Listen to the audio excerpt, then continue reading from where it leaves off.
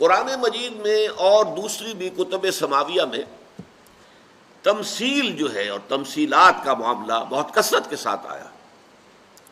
اگر آپ بائبل اور خاص طور پر اس میں سے میری مراد جو ہے وہ انجیل ہے، یہ جو گاسپلز ہیں، 4 انجیلیں جو ہیں، اگر ان کو پڑھیں گے تو دیکھیں گے کہ حضرت عیسیٰ علیہ السلام تمثیل کے پیرائے میں بہت گفتگو کرتے تھے.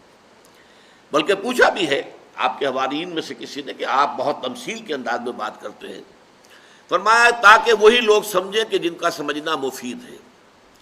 لیکن یہ جو اصولی طور پر بات ہے اس کو یوں سمجھ لیجئے کہ بہت سے مضامین ایسے ہیں جو بہت ہی لطیف ماورائی حقائق جو ہیں کائنات کے، وہ ہمارے ذہن میں بھی نہیں آ سکتے پورے طور پر.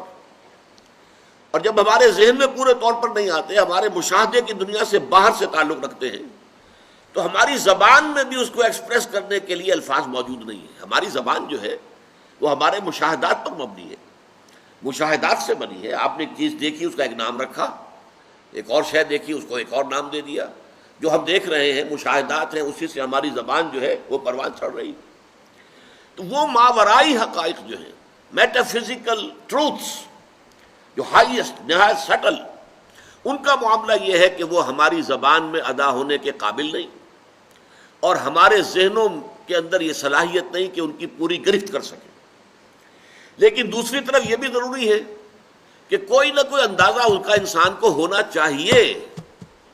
اگر نہ ہو، اگر نہ معلوم ہو کہ مرنے کے بعد جی اٹھنا ہے، نہ معلوم ہو کہ جنت بھی ہے دوزخ بھی ہے، تو ظاہر بات ہے کہ پھر ہمارا طرز عمل درست نہیں رہے گا. ہمیں معلوم ہونا چاہیے. لہذا اگرچہ پورا تصور ہم نہیں کر سکتے، فرشتے کا ہم تصور کر ہی نہیں سکتے، فرشتے کی ہستی کا، یعنی اللہ تعالیٰ کی ذات تو وراء الورا ثم وراء الورا ثم وراء الورا ہے، فرشتے کی ہستی کا تصور ممکن نہیں ہمارے لیے.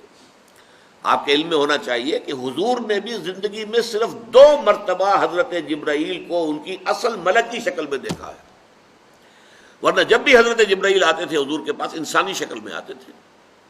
حضرت دحیہ کلبی رضی اللہ تعالیٰ عنہ ایک نہایت حسین صحابی تھے، اکثر و بیشتر ان کی شکل اختیار کر کے حضرت جبرائیل آتے تھے.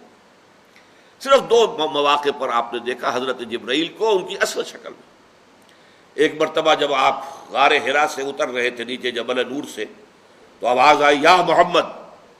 آپ نے دیکھا آگے پیچھے کوئی نہیں ہے، گھبرائے بھی تھوڑا سا خوف طاری ہوا، یہ کیا معاملہ ہے. پھر چلے، پھر آواز آئی یا محمد. پھر آپ نے دیکھا کوئی نظر نہیں آیا. تیسری مرتبہ آواز آئی تو اچانک آپ کی نگاہ اٹھ گئی. اب آپ نے دیکھا حضرت جبرائیل کو پورا افق بھرا ہوا تھا، ایک کرسی پر بیٹھے ہوئے، لیکن اس کیفیت کے ساتھ کہ پورا افق ہورائزن ٹوٹلی وہ آکوپائڈ تھا ان کے وجود سے. تو اس ملکی شکل میں حضور نے ایک اس وقت دیکھا ہے، اور خوف طاری ہوا آپ پر، اور آپ نے گھر میں آ کر کہا زملونی زملونی، مجھے کپڑا اڑا دو. اس کے بعد وہ سورہ مدثر کی آیات نازل ہوئی، یا ایھا المدثر قم فانذر وربک فکبر وثیابک فطہر والرجز فاہجر ولا تمنن تستکثر ولربک فاصبر.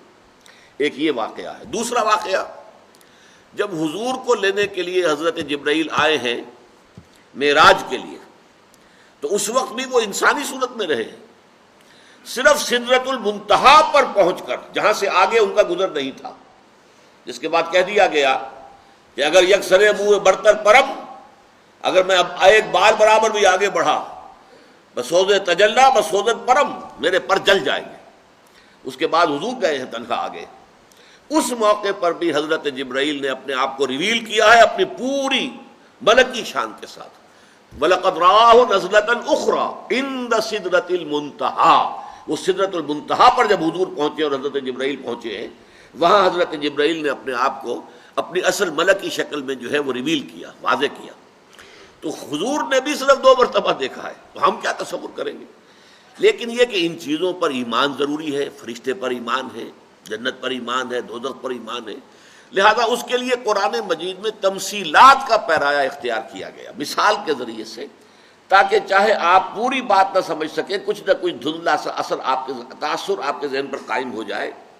اسی لیے یہاں فرمایا جو آیت ہم پڑھ رہے ہیں اس کے آخر میں وَيَضْرِبُ اللَّهُ الْأَمْثَالَ لِلنَّاسِ، اللہ تعالیٰ لوگوں کے لیے مثالیں بیان کرتا ہے، اللہ کو ضرورت نہیں ہے۔ اللہ کو تو ہر شے کا علم ہے، کما حقہ، جیسے کہ فی نفسی وہ شے ہے، اللہ جانتا ہے، لیکن انسانوں تک اس کا علم منتقل کرنا ان کے محدود ذہن اور ان کی محدود زبان کے پیش نظر ممکن نہیں ہے۔ اس لیے یضرب اللہ الامثال للناس واللہ بکل شیء علیم، اور اللہ تعالیٰ ہر چیز کا علم رکھتا ہے۔